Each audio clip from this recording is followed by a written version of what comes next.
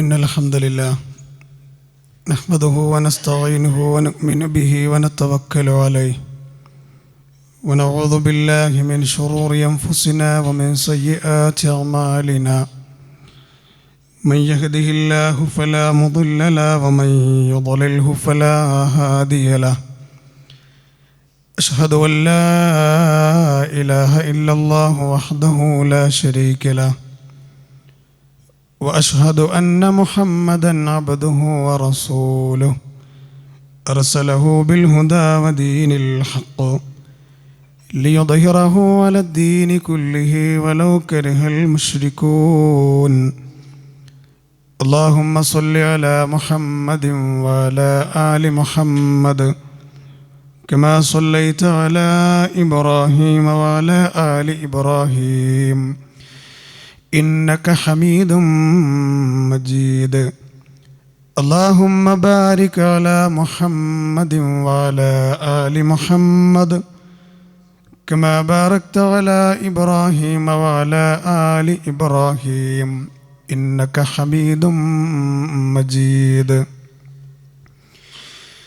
يا أيها الناس اتقوا ربكم الذي خلقكم من نفس واحدة وخلق منها زوجها وبث منهما رجالا كثيرا ونساء واتقوا الله الذي تساءلون به والأرحام إن الله كان عليكم رقيبا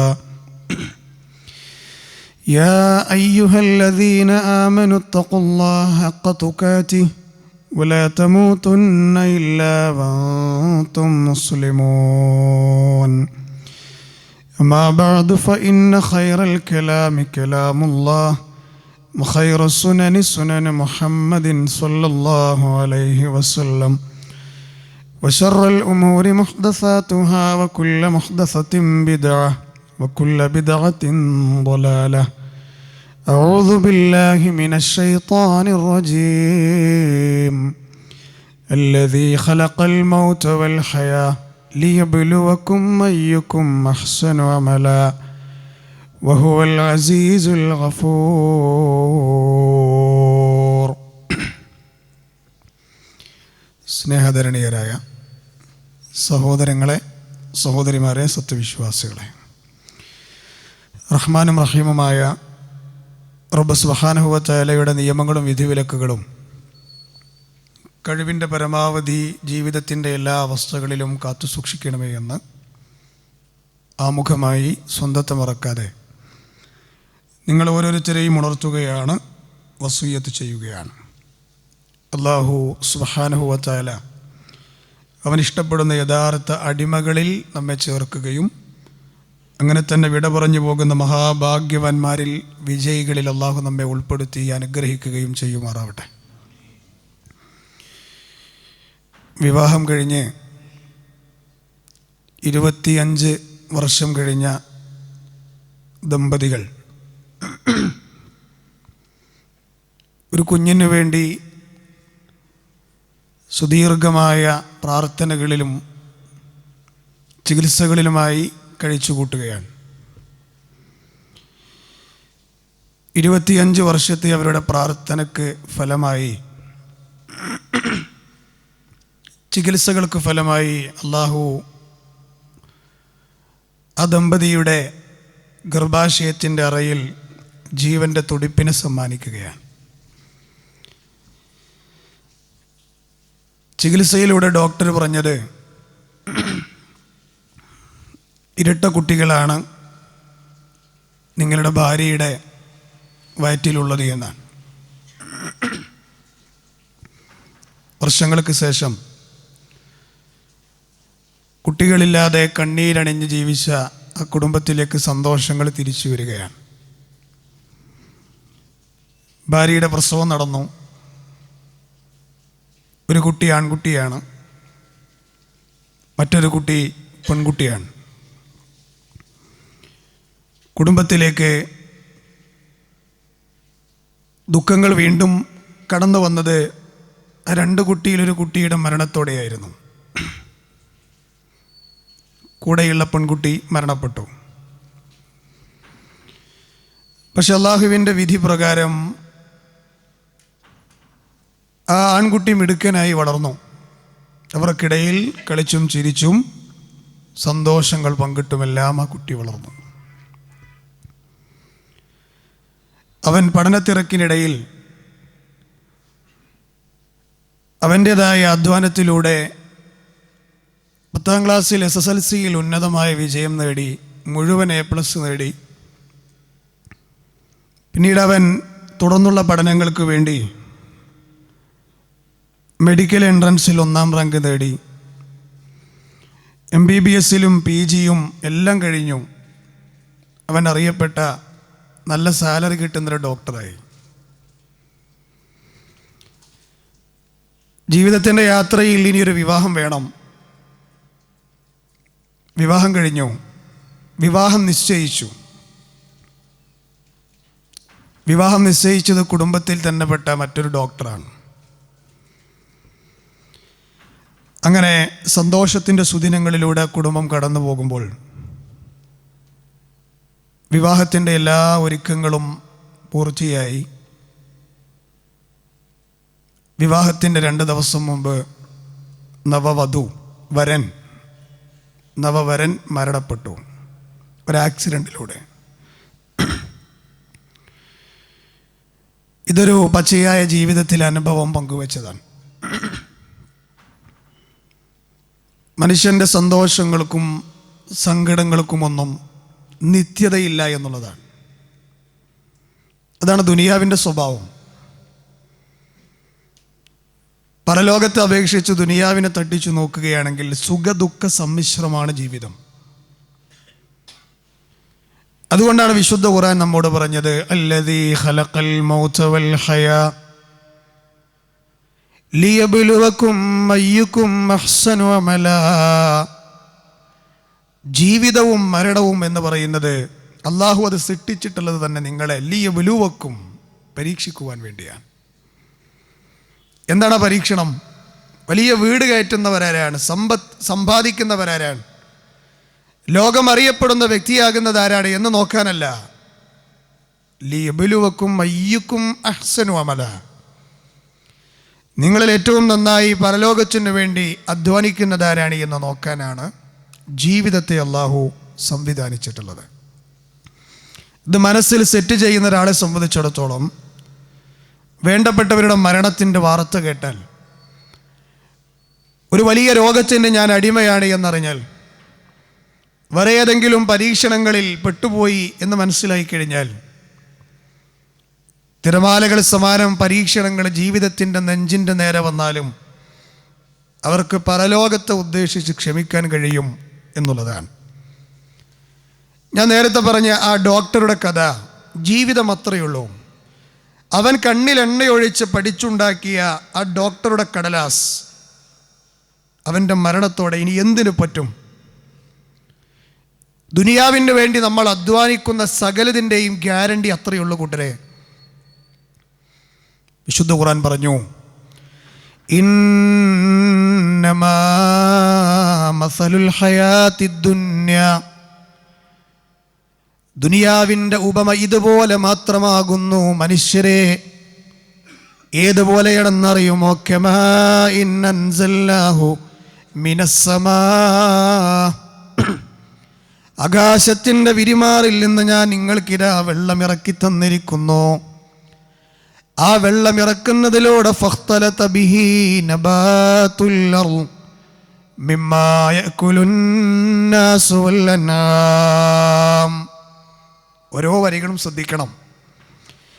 ആ മഴ മൂലം നിങ്ങൾക്കും നിങ്ങളുടെ കാലികൾക്കും ഭക്ഷിക്കാനുള്ള സസ്യങ്ങൾ ഇതാ ഭൂമിയിൽ ഞാൻ നിങ്ങൾക്ക് മുളപ്പിച്ചു തരികയാണ്. ഹത്താ ഇദാ അഖദത്തിൽ അർളു സുഖറുഫഹാ വസയ്യനത്. അങ്ങനെ ഭൂമി അതിൻ്റെ അലങ്കാരം അണിയുകയാണ്. ചെടികൾ മുളക്കുന്നതിലൂടെ, സസ്യങ്ങൾ മുളക്കുന്നതിലൂടെ ഭൂമി അതിൻ്റെ അലങ്കാരം അണിയുകയാണ്. അത് അഴകാർന്ന രൂപത്തിലാവുകയാണ്. എന്നിട്ട് നമ്മുടെ റബ്ബ് പറഞ്ഞത് നോക്കൂ നിങ്ങൾ. വലന്ന അഹ്ലുഹാ അന്നഹും ഖാദിറൂൻ അവയൊക്കെ കരസ്ഥമാക്കുവാൻ വേണ്ടി, നേടിയെടുക്കുവാൻ വേണ്ടി, കൊയ്തെടുക്കുവാൻ വേണ്ടി തങ്ങൾക്ക് കഴിയുമാറായി എന്ന് അതിൻ്റെ ഉടമസ്ഥർ വിചാരിക്കുകയും ചെയ്താൽ അലൈഹ അതാഹ അംറുനാ ലൈലൻ ഔ നഹാറാ ഫജഅൽനാഹാ ഹസീദൻ കല്ലം തഅൻ ബിൽ അംസ്.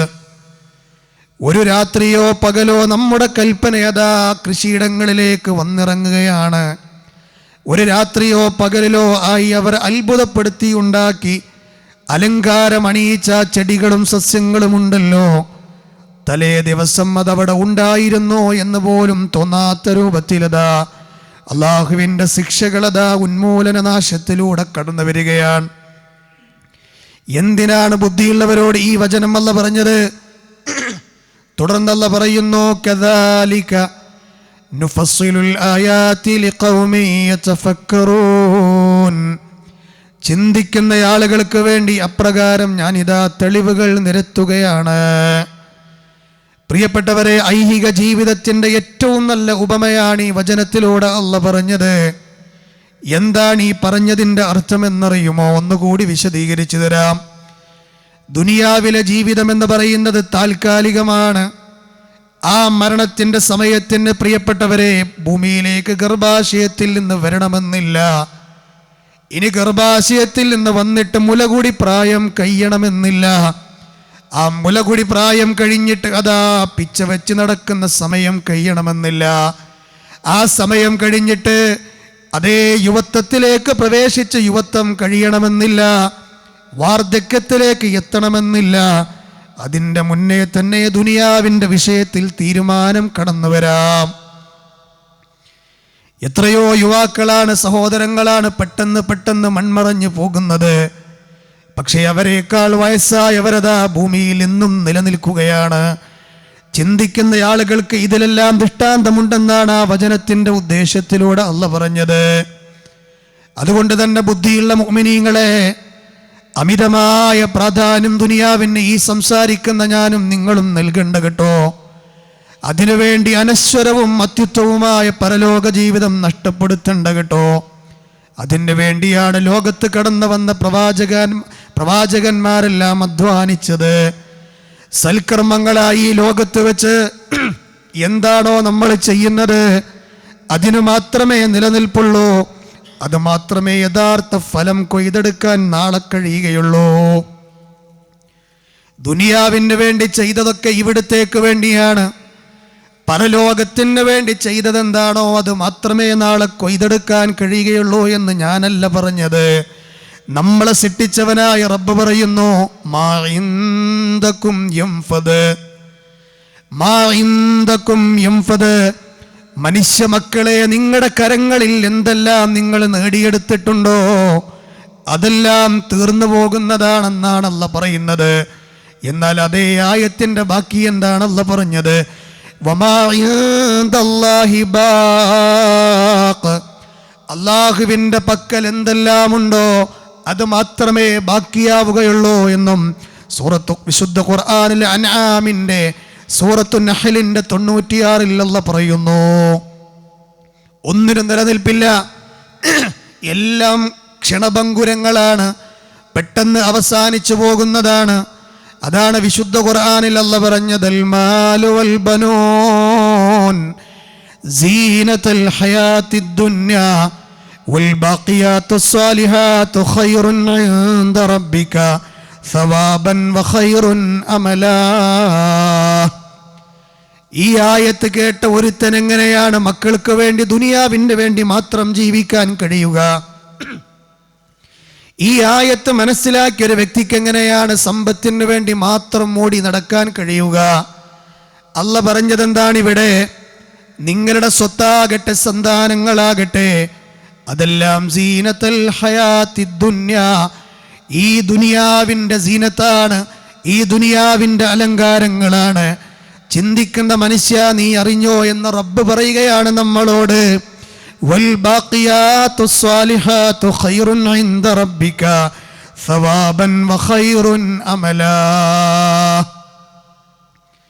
എന്നും ഈ ദുനിയാവിൽ ബാക്കിയാകുന്നത് എന്നും ഈ ദുനിയാവിൽ നിലനിൽക്കുന്നത് എന്തുമാത്രമാണെന്നറിയുമോ? നിങ്ങൾ അല്ലാഹുവിൻ്റെ പരലോകത്തിന് വേണ്ടി ചെയ്ത നന്മകൾ എന്താണോ, ആ നന്മകൾ മാത്രമേ നമ്മുടെ കൂടെയുണ്ടാവുകയുള്ളൂ എന്നുള്ളതാണ്. അവിടെയാണ് പണ്ഡിത ശ്രേഷ്ഠന്മാർ പറഞ്ഞത്, ആദമിൻ്റെ മക്കളുടെ ജീവിതം 4 ഘട്ടങ്ങളാണ്. മനുഷ്യരുടെ എല്ലാം ജീവിതം, അതിനി സമ്പന്നരാകട്ടെ, ഏത് രാജ്യക്കാരാകട്ടെ, ഏത് നിറമുള്ളവരാകട്ടെ, പാവപ്പെട്ടവരാകട്ടെ, കുബേരനാകട്ടെ, കുചേലനാകട്ടെ, ആരാകട്ടെ, ഏത് മനുഷ്യരുടെയും ജീവിതത്തിന് 4 ഘട്ടങ്ങളാണുള്ളത്. ശ്രദ്ധിക്കണേ, ആ 4 ഘട്ടങ്ങളിൽ ഒന്നാമത്തെ ഘട്ടം ഏതാണെന്നറിയുമോ? ഗർഭധാരണം നടത്തുന്നത് മുതൽ പ്രസവം വരെയുള്ള ഘട്ടമാണ് ഒന്നാമത്തെ ഘട്ടം. ഞാനും ഈ സംസാരം കേൾക്കുന്ന ഈ ബുദ്ധിയുള്ള ഓരോ വിശ്വാസികളും അത് താണ്ടിക്കഴിഞ്ഞു കേട്ടോ. രണ്ടാമത്തെ ഘട്ടം എന്ന് പറയുന്നത് ജനനം മുതൽ മരണം വരെയുള്ളതാണ്. ആ പറയപ്പെട്ടതിൽ ജനനം നമ്മൾ ഇതാ അനുഭവിച്ചു കൊണ്ടിരിക്കുകയാണ്.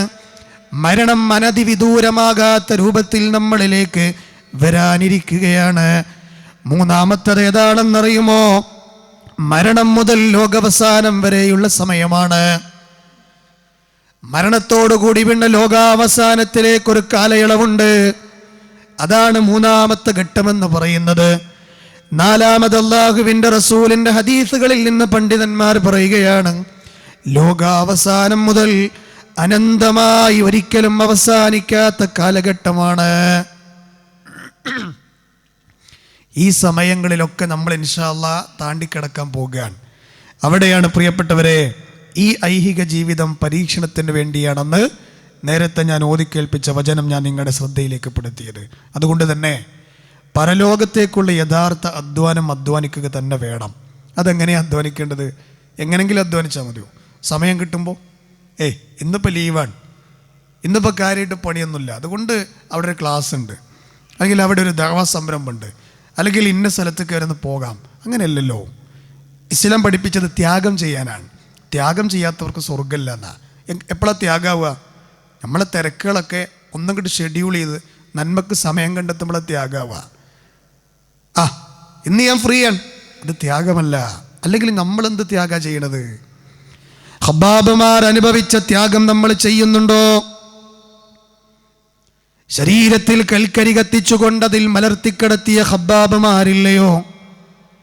അദ്ദേഹത്തിൻ്റെ ശരീരത്തിലുള്ള മുതുകിലതാ കുഴികൾ പ്രത്യക്ഷപ്പെട്ടില്ലയോ?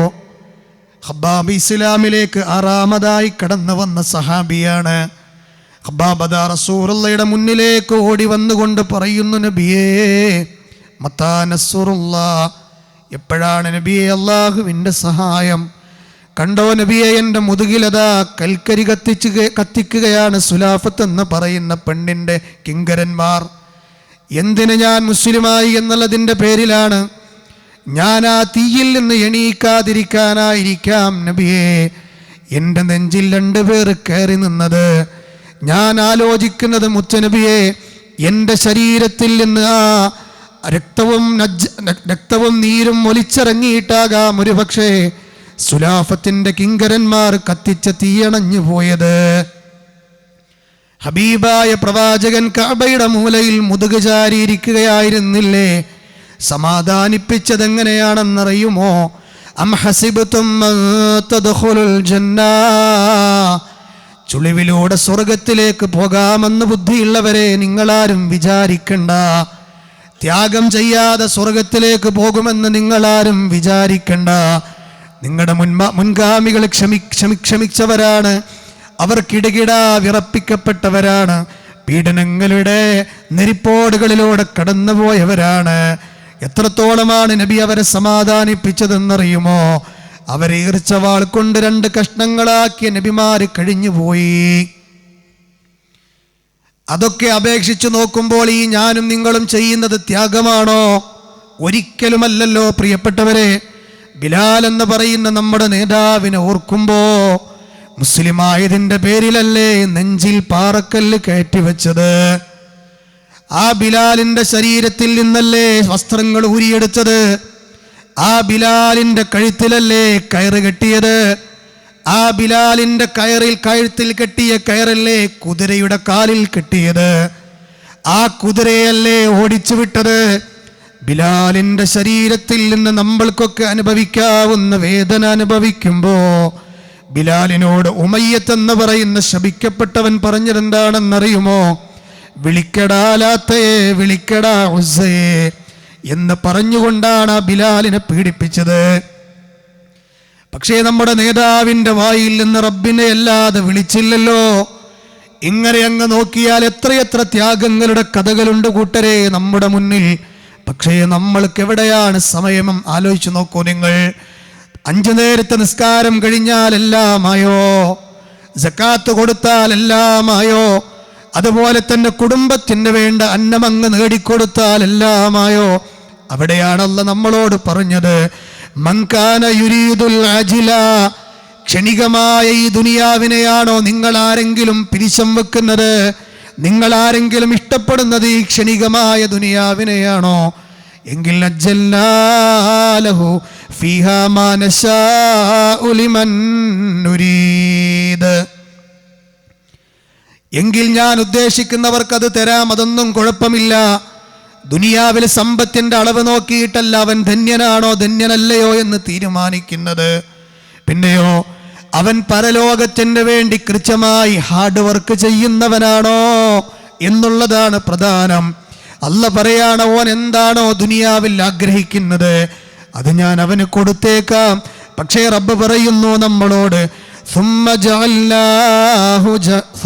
جعلنا له جهنم يصلاها مذموما مدحورا. പിന്നെ നാം അങ്ങനെയുള്ളവന് നൽകുന്നത് എന്താണെന്നറിയുമോ? പരലോകത്ത് അവന്റെ കൈകൾ ശൂന്യമാണ്. ചെയ്യാൻ പറഞ്ഞ കാര്യങ്ങളൊന്നും അവനിൽ ഞാൻ കാണുന്നില്ല. അതുകൊണ്ട് അവൻ നിന്ദ്യനായ നരകത്തിന്റെ തീജ്വാലകളിലേക്ക് പ്രവേശിക്കുമെന്ന് നമ്മുടെ റബ്ബ് പറയുമ്പോൾ അതിൻ്റെ സമയമാണ് കൂട്ടരെ കഴിഞ്ഞു പോകുന്നത്. മാസങ്ങളായി വർഷങ്ങളായി ചെറുവത്തൂരിൻ്റെ അറിയപ്പെട്ട ടൗണിലുള്ള ആ മൊബൈൽ ഷോപ്പിലേക്ക് എന്നും പോകുന്ന ഒരു പ്രിയപ്പെട്ട യുവാവല്ലയോ? പ്രിയപ്പെട്ടവരെ, നമുക്കൊക്കെ പരിചയമുള്ളൊരിടത്ത് വെച്ചുകൊണ്ട് അവനെന്നും രാവിലെ പോകുമ്പോൾ കാണുന്ന അതേ ബസ് തന്നെ അവൻ്റെ ബൈക്കിൽ ഇടിച്ചുകൊണ്ട് അവൻ മരണപ്പെടുമ്പോൾ നിങ്ങൾ ആരെങ്കിലും ചിന്തിച്ചുവോ? ആ പ്രിയപ്പെട്ട യുവാവ് എന്ന് പറയുന്ന ആ സഹോദരനുണ്ടല്ലോ, അവൻ ദുനിയാവിൽ നിന്ന് വിട പറഞ്ഞു പോകാൻ സമയമായോ? അവനിനി അനുഭവിക്കാനുള്ള ലോകമാണ്. അവനിനി നമസ്കരിക്കണ്ട, അവനിനി അമലുകൾ ചെയ്യണ്ട, അവനിനി ചെയ്തതിനുള്ള അനുഭവത്തിന്റെ ലോകത്തേക്കുള്ള യാത്രയാണ്. അതുകൊണ്ട് പരസ്പരമുള്ള വിദ്വേഷങ്ങൾ മറന്നുകൊണ്ട്, പരസ്പരമുള്ള കുറവുകൾ മറന്നുകൊണ്ട്, അള്ളാഹു സൃഷ്ടിച്ച ആദമിന്റെ സന്തതികളല്ലയോ എന്നൊക്കെ അറിഞ്ഞുകൊണ്ട് നന്മയിൽ മുന്നേറാൻ പ്രിയപ്പെട്ടവരെ നമുക്ക് കഴിയേണ്ടതുണ്ട്. അവിടെയാണ് ഖുർആൻ നമ്മളോട് പറഞ്ഞത്, വമൻ അറാദൽ ആഖിറത വസഅ ലഹാ സഅയഹാ വഹുവ മുഅ്മിനുൻ. നിങ്ങൾ ആരെങ്കിലും നാളെ വരാനിരിക്കുന്ന പരലോകമാകുന്ന അനന്തമാകുന്ന ആ ലോകമാണ് നിങ്ങൾ ആഗ്രഹിക്കുന്നതെങ്കിൽ വസഅ ലഹാ സഅയഹാ വഹുവ മുഅ്മിൻ, നിങ്ങൾ അതിൻ്റെതായ പ്രവർത്തനങ്ങൾ പ്രവർത്തിക്കണമെന്ന് അല്ലാഹ് നമ്മളോട് പറയുമ്പോൾ ഇതൊക്കെ എത്രയോ തവണ വർഷങ്ങളായിട്ട് ഇരിക്കുന്ന ആളുകളുടെ കർണപുടങ്ങളിൽ വന്നൊലച്ച ആയത്തുകളാണ്. പക്ഷെ എന്തിനത് കേൾപ്പിക്കണത്? ചില സമയങ്ങളിൽ ഞാനും നിങ്ങളതൊക്കെ മറന്നു പോകാൻ, നമ്മുടെ ലക്ഷ്യം തെറ്റിപ്പോകുന്നുണ്ട് പല സമയങ്ങളിലും. അതുകൊണ്ട് സഹോദരങ്ങളെ, അള്ളാഹുവിനെ കണ്ടുമുട്ടാൻ ആഗ്രഹിക്കുക. അള്ളാഹിനെ കണ്ടുമുട്ടാനും അവൻ്റെ മുന്നിൽ ചെന്ന് നിൽക്കുന്ന ദിവസത്തെയും ആഗ്രഹിക്കുന്നവർ ആരാണോ അവർക്ക് ഞാൻ 2 സ്വർഗം കൊടുക്കുന്ന അള്ളാഹ് പറഞ്ഞു. അള്ളാഹു നമ്മെ അനുഗ്രഹിക്കുമാറാകട്ടെ. അല്ലേ? വലിമൻ ഖാഫ മഖാമ റബ്ബിഹി ജന്നതാൻ, വലിമൻ ഖാഫ മഖാമ റബ്ബിഹി ജന്നതാൻ. അള്ളാഹുവിൻ്റെ മുന്നിലും ചെന്ന് നിൽക്കുന്ന ദിവസത്തെ ഭയപ്പെടുന്നവരാരാണോ അവർക്ക് നാം 2 സ്വർഗങ്ങളാണ് കൊടുക്കുന്നത്. ഏതാണ് ആ 2 സ്വർഗങ്ങൾ എന്നറിയുമോ? ഒന്ന് ഖബർ എന്ന് പറയുന്ന ലോകത്തുള്ള സ്വർഗമാണ്. രണ്ടാമത്തെ സ്വർഗം എന്ന് പറയുന്നത് നാളെ വരാനിരിക്കുന്ന യാഥാർത്ഥ്യത്തിലുള്ള സ്വർഗമാണ്. ഖുർആൻ വീണ്ടും ഇടപെട്ടില്ലേ, ഇന്നല്ലദീന ലാ യർജൂന ലിഖാഅനാ വറളൂ ബിൽ ഹയാത്തിദ് ദുനിയ. റഹ്മാനായ റബ്ബിന്റെ സംസാരമാണ് കൂട്ടരേ ഇത്. എന്താണ് അല്ലാഹ് പറഞ്ഞത്? ഇന്നല്ലദീന ലാ യർജൂന ലിഖാഅനാ വറളൂ ബിൽ ഹയാത്തിദ് ദുനിയാ. നമ്മെ കണ്ടുമുട്ടുമെന്ന് പ്രതീക്ഷിക്കാത്തവർ ആരാണോ, എവിടേക്ക് അള്ളാഹുവിനെ മറന്നു പോയാലും അത് ഹറാമുകൾ ചെയ്തുകൊണ്ടാകാം, അധർമ്മങ്ങൾ ചെയ്തുകൊണ്ടാകാം, അതുപോലെ തന്നെ റബ്ബ് തന്നെ ഇല്ല എന്ന് പറഞ്ഞുകൊണ്ടാകാം, അവൻ്റെ റസൂലിനെ കളവാക്കിയിട്ടാകാം, എങ്ങോട്ട് നീ വഴി ദൂരം തെറ്റിപ്പോയാലും അള്ളാഹുവിൻ്റെ മുന്നിൽ പഞ്ചപുച്ഛമടക്കി നിൽക്കുന്നൊരു സമയമുണ്ട്.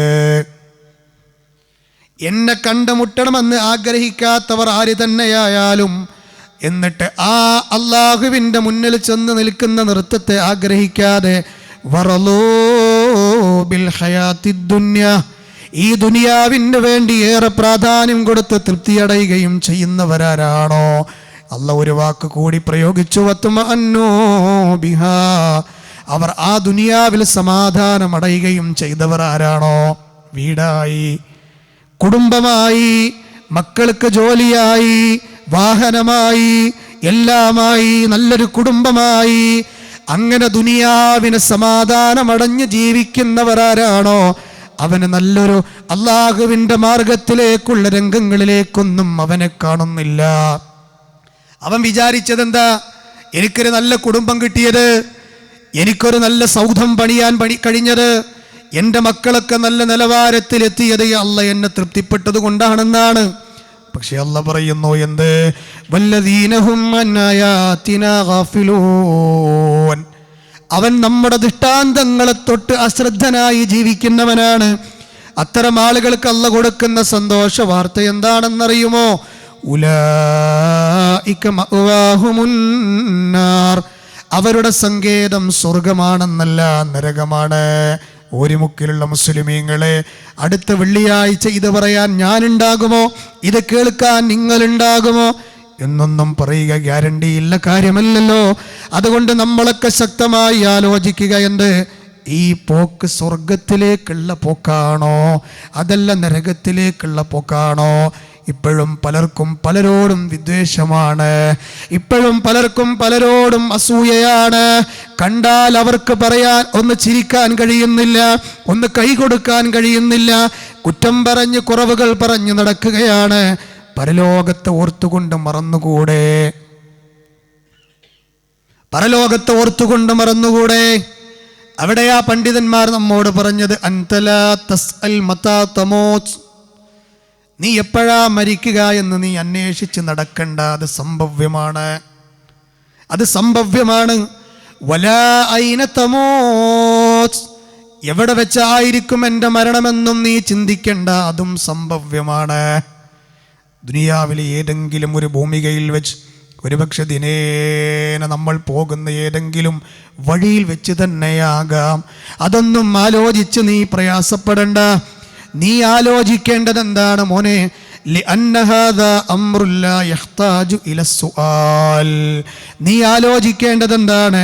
അംറുൻ മർഫൂഉൻ മിൻഹു വലാ ബുദ്ദ അൻ യകൂൻ, എത്ര കാലം ഇവിടെ ജീവിക്കുമെന്നല്ല, എവിടെ വെച്ച് മരിക്കുമെന്നല്ല, എപ്പോൾ മരിക്കുമെന്നല്ല, പിന്നെയോ എന്താണ് എൻ്റെ ജീവിതത്തിൻ്റെ അവസ്ഥ, എന്ത് നേടാൻ കഴിഞ്ഞു ഞാൻ എന്നാണ് അവൻ ആലോചിക്കേണ്ടതെന്ന് പണ്ഡിതന്മാർ പറയുന്നു.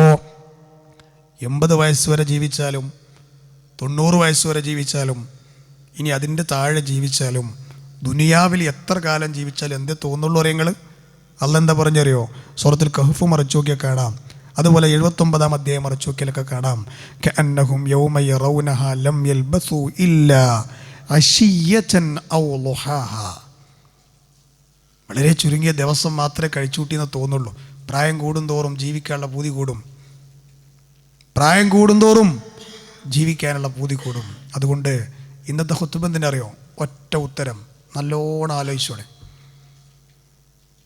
നമ്മൾ അള്ളാഹുവിൻ്റെ മാർഗത്തിൽ എത്ര സമയം ചെലവഴിക്കുന്നു, ദുനിയാവിന് എത്ര ചെലവഴിക്കുന്നു എന്നാലോചിക്കുക. എങ്കിൽ തിരുത്താനുള്ള ഭാഗങ്ങളുണ്ട് എങ്കിൽ സമയം കളയാതെ തിരുത്തി മടങ്ങുക. ആലോചിക്കാൻ ഇനിയൊരു സമയം കിട്ടിക്കൊള്ളണമെന്നില്ല. ദുനിയാവിൻ്റെ ഗ്യാരണ്ടി അത്രയുള്ളൂ. അള്ളാഹു ചിന്തിക്കുവാനും നന്മയിൽ മുന്നേറുവാനുമുള്ള തൗഫീഖും ഈമാനും നൽകി നമ്മെ എല്ലാം അനുഗ്രഹിക്കുമാറാകട്ടെ.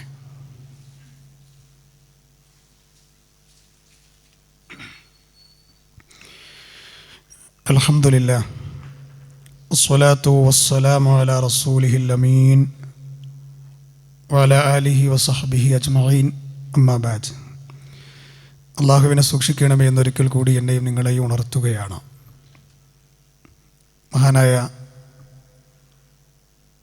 ഷെയ്ഖ് ഇബ്നുൽ ഖയ്യിം അൽ ജൗസി റഹിമഹുല്ലാ അദ്ദേഹം പറയുന്ന ഒന്ന് രണ്ട് വാക്കുകൾ എന്നെ വല്ലാതെ ചിന്തിപ്പിച്ചതുകൊണ്ട് നിങ്ങളുമായി പങ്കുവെക്കുകയാണ്. ഒന്നാമത്തെ കാര്യം, എത്ര പേരാണ് വാഹനം ഓടിച്ച് റോഡുകളിൽ ഇറങ്ങുന്നത്. ആളുകൾ അവരെ ചുമലിൽ വഹിച്ചുകൊണ്ടാണ് വീട്ടിലേക്ക് കൊണ്ടുവരപ്പെടുന്നത്. രണ്ടാമതൊരു കാര്യം അദ്ദേഹം പറഞ്ഞത്, ഭാര്യയോട് ഭക്ഷണം തയ്യാറാക്കി വെക്കാൻ പറഞ്ഞ എത്ര ആളുകളാണ് അത് കഴിക്കാൻ തൗഫീഖില്ലാതെ ചലനമറ്റ ശരീരമായി മയ്യത്തായി വീട്ടിലേക്ക് തിരിച്ചു വരുന്നത്. മൂന്നാമത്, കുപ്പായം ധരിച്ച് ബട്ടണിട്ട നല്ല വിലപിടിപ്പുള്ള വസ്ത്രമൊക്കെ അണിഞ്ഞിറങ്ങിപ്പോയ ആളുകൾ എത്ര പേരാണ് ആ ബട്ടൺ പോലും അഴിക്കാൻ ആയുസ് കൊടുക്കാതെ തിരിച്ചു പോകുന്നത്. ഇസ്ലാമിക ചരിത്രത്തിൽ കഴിഞ്ഞുപോയ ശ്രദ്ധേയനായ അഇമ്മത്തുൽ അർബഅയിൽപ്പെട്ട ശ്രദ്ധേയനായ മഹാമനീഷികയാണ് ഇമാം ഷാഫിഈ റഹിമഹുല്ലാ. അദ്ദേഹം പറയുന്ന ഒന്ന് രണ്ട് കാര്യങ്ങളുണ്ട്. തസവ്വദ മിനത് തഖ്വാ ഫഇന്നക ലാ തദ്രീ ഇദാ ജന്ന ലൈലുൻ ഹൽ തഈശു ഇലൽ ഫജ്രി. ഇമാം ഷാഫി നല്ലൊരു കവി കൂടിയായിരുന്നു. അദ്ദേഹം പറയാണ്, തസവ്വദ മിനത് തഖ്വാ, തഖ്വ നല്ലോണം അധികരിപ്പിച്ച് ജീവിച്ചോ. തഖ്വ നല്ലോണം അധികരിപ്പിച്ച് ജീവിച്ചു കൊള്ളുക. കാരണം എന്താ? ഫഇന്നക ലാ തദ്രി, നിനക്കറിഞ്ഞൂടാ. എന്തറിഞ്ഞൂടാ? ഇദാ ജന്ന ലൈലുൻ ഹൽ തഈശു ഇലൽ ഫജ്രി, ഒരു പ്രഭാതത്തിൻ്റെ കിരണങ്ങളിലേക്ക്, സൂര്യൻ അസ്തമയങ്ങളിലേക്ക് എത്തുമ്പോൾ നാളെയൊരു പ്രഭാതം വരെ ഈ ഭൂമിയുടെ തൊലിക്ക് പുറത്ത് നീ ഉണ്ടാകുമെന്ന് അറിഞ്ഞുകൂടാ. ഞാൻ എപ്പോഴും പറയുന്നൊരു കാര്യമാണ്, ജീവിതത്തിൻ്റെ ലൊഹറിലേക്ക് എത്തിപ്പെട്ടവരുണ്ട്, ഉച്ചയിലേക്ക്, ജീവിതത്തിൻ്റെ വൈകുന്നേരങ്ങളിലേക്ക് എത്തിപ്പെട്ടവരുണ്ട്, ജീവിതത്തിൻ്റെ സായം സന്ധ്യകളിലേക്ക് എത്തിപ്പെട്ടവരുണ്ട്. പലർക്കും ഇപ്പോഴും ഒരു പുനരാലോചനക്ക് ഇടം നൽകാൻ അവർ സമയം കൊടുക്കുന്നില്ല എന്നുള്ളത് സങ്കടകരമായ കാര്യമാണ്. അവിടെയാണ് ഇമാം ഷാഫിഈ നമ്മളോട് പറഞ്ഞത്, വകം മിൻ സഹീഹിൻ മാത മിൻ ഗൈരി ഇല്ലത്തിൻ വകം മിൻ സഖീമിൻ ആശ ഹീനം മിനദ് ദഹ്രി. എന്താണ് ഈ വരികളുടെ അർത്ഥം കൂട്ടരെ? ശ്രദ്ധേയമല്ലേ ആ പ്രയോഗം? വകം മിൻ സഹീഹിൻ മാത മിൻ ഗൈരി ഇല്ലത്തിൻ. എത്രയെത്ര കുഴപ്പമില്ലാത്ത യുവാക്കളാണ്, ആരോഗ്യ ദൃഢഗാത്രരാണ്, പെട്ടെന്ന് മരിച്ചു പോകുന്നത്. പറയപ്പെടാൻ മാത്രം കുഴപ്പങ്ങളൊന്നുമില്ലാത്ത എത്ര പേരാണ് ഒരു ആക്സിഡൻറ്റ് സംഭവിച്ചു ഉണ്ടല്ലേ? കർണാടകയിലെ ഒരു ലോറി ഓടിച്ച് കേരളത്തിലേക്ക് വന്ന കോഴിക്കോട്ടുകാരനെ 10 ദിവസമായി 11ാം ദിവസത്തിലേക്ക് 120 ചില്ലാനം മണിക്കൂറായി ആ സഹോദരന് വേണ്ടി തെരച്ചിൽ നടക്കുകയാണ്.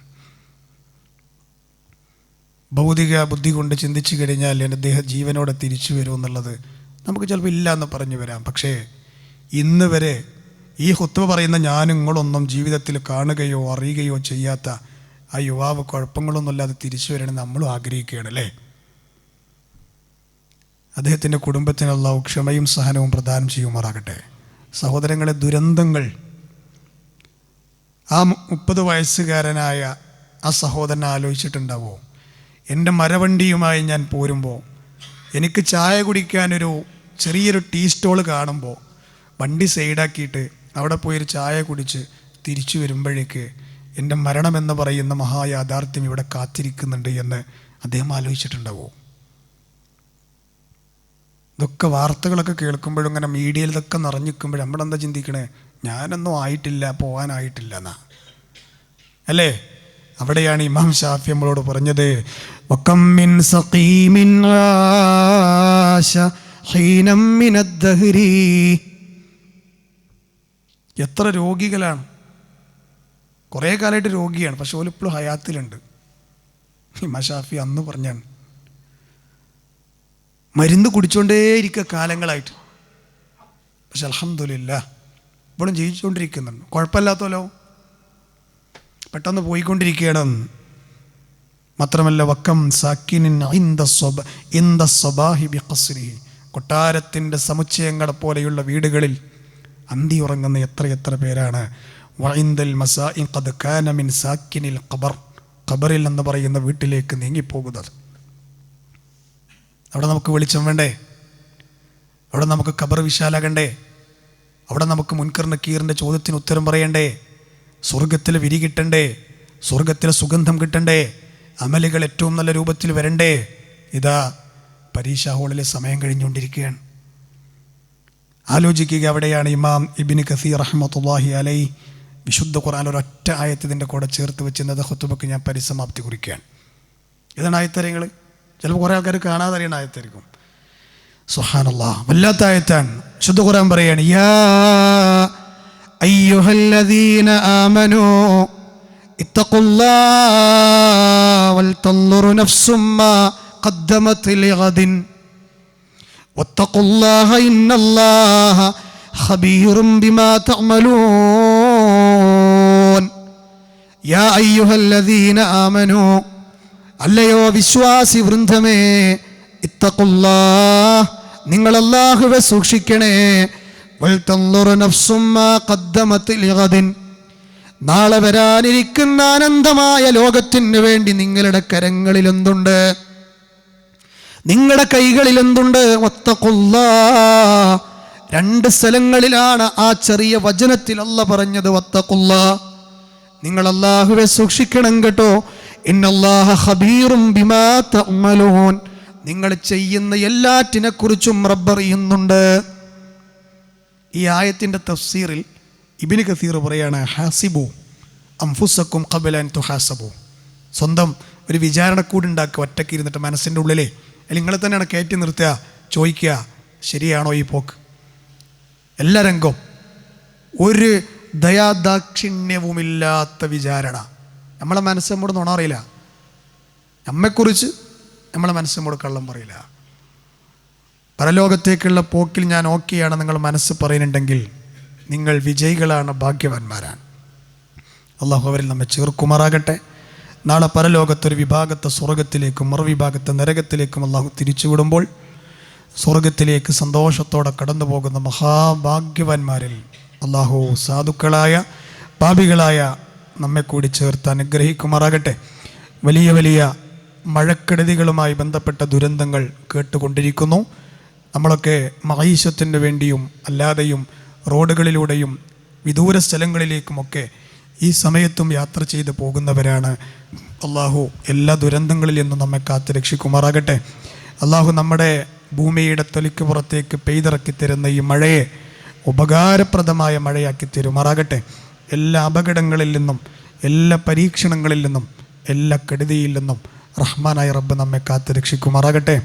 ദുനിയാവിൻ്റെ ഏത് കോണിൽ വെച്ച് റഹ്മാനായ റബ്ബ് നമ്മിലേക്ക് വിധിക്കപ്പെട്ട മരണത്തെ നമ്മളിലേക്ക് സമ്മാനിച്ചാലും അവസാനത്തെ വാക്ക് ലാ ഇലാഹ ഇല്ലല്ലാഹ് എന്നുച്ചരിച്ച് സ്വർഗത്തിലെ മഖാദം കണ്ടു മരിക്കുന്ന മഹാവിജയികളിൽ അള്ളാഹു നമ്മെ ഉൾപ്പെടുത്തുമാറാകട്ടെ. എറണാകുളം ജില്ലയിലുള്ള നമ്മുടെ പ്രവർത്തകൻ്റെ മാതാവിൻ്റെ സഹോദരിക്ക് അതിശക്തമായ ക്യാൻസർ രോഗം ബാധിച്ച് ചികിത്സയിലാണ്. പ്രാർത്ഥനയ്ക്ക് പ്രത്യേകം വസിയ്യത്ത് ചെയ്തിട്ടുണ്ട്. അള്ളാഹു ആ സഹോദരിയുടെ ശരീരത്തിലെ പ്രയാസങ്ങളെ ഷിഫാഉൻ ആജില നൽകി അനുഗ്രഹിക്കുമാറാകട്ടെ, ഷിഫ പ്രദാനം ചെയ്യുമാറാകട്ടെ. അത്തരം പരീക്ഷണങ്ങളിൽ നിന്ന് അള്ളാഹു നമ്മെ കാത്തുരക്ഷിക്കുമാറാകട്ടെ. ഈ കൂട്ടത്തിലും മാനസികവും ശാരീരികവും സാമ്പത്തികവുമായി പ്രതിസന്ധികൾ അനുഭവിക്കുന്നവരുണ്ട്. അള്ളാഹു എല്ലാവർക്കും എളുപ്പമുള്ള സന്തോഷകരമായ ജീവിതം നൽകി അനുഗ്രഹിക്കുമാറാകട്ടെ. അല്ലാഹുമ്മ ഗഫിർ ലിൽ മുഅ്മിനീന വൽ മുഅ്മിനാത്ത് വൽ മുസ്ലിമീന വൽ മുസ്ലിമാത്ത് അൽ അഹ്യാഇ മിൻഹും വൽ അംവാത്ത് ഇന്നക മുജീബു ദഅവാതി യാ ഖാദിയൽ ഹാജാത്ത്. اللهم أعز الإسلام والمسلمين وأذل الشرك والمشركين. اللهم أجرنا من النار، اللهم أجرنا من النار، اللهم أجرنا من النار. ربنا تقبل منا إنك أنت السميع العليم وتب علينا إنك أنت التواب الرحيم. റബ്ബനാ ആതിനാ ഫിദ്ദുനിയ ഹസന വഫിൽ ആഖിറതി ഹസനത വഖിനാ അദാബന്നാർ. ആമീൻ ആമീൻ ബിറഹ്മതിക യാ അർഹമർ റഹീമീൻ.